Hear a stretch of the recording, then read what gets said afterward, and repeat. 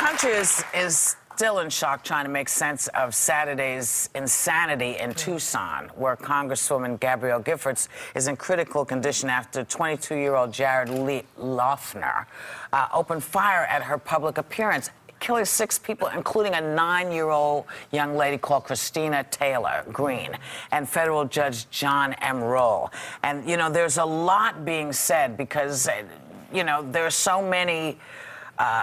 we become so vitriolic. We talk about this on the show so often that it's sort of, is this what happens because we've become so vitriolic that, you know, people who are unstable are hearing things saying, go and get these people? Because this woman, this Congresswoman, she was one of 9 of the Congress people who, particularly Democrats, who had been targeted by several different organizations. I mean, it's just crazy. Because she voted, in part because she voted for health care. Yeah.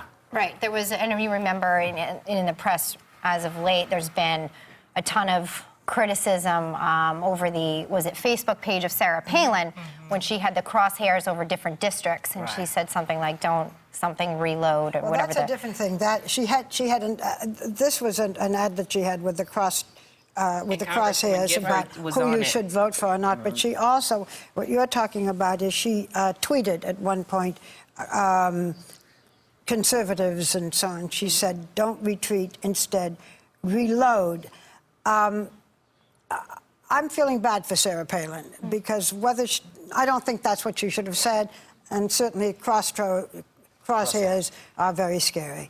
This is a deranged young man. This is a Timothy McVeigh. Whether this happened because there is violence, you know, too much commentary, too much violence, as you say, we've talked about. Sometimes we do it here, we get so angry. Whether that really spurred him on or whether he's just a very sick person, we don't know, and we don't know what his motives are.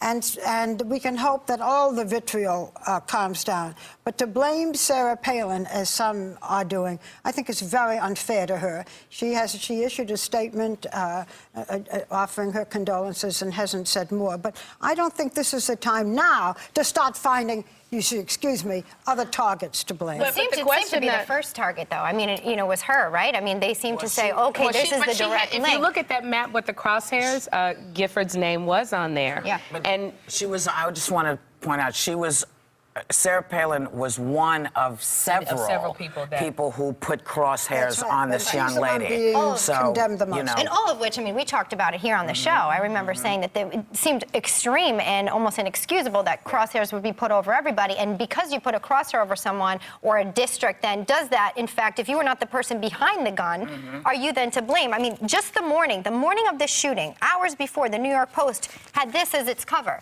Crosshairs saying, stop him, over Peyton Manning's face. Now, are they then to blame if, God forbid, anything were to happen to Peyton Manning? God forbid, if anything were to happen to Peyton Manning, we'd be holding this up going, why would you foolishly do something like this? Why would you, I'm saying there were many people in addition to Sarah Palin, but you gotta say, your words are powerful. Yes, we just because we have free speech and just because we can say certain things does not mean that we should. There are consequences that come, and so I don't know, but all those people who did do the crosshairs and had Giffords' name down there, you got to go to bed at night and go, did I have something to do with this? And in fact, she took it down off of her Facebook page, which means that obviously she thought either out of respect for the family or maybe in hindsight it was something that could indeed incite someone who may not be of right mind to do something.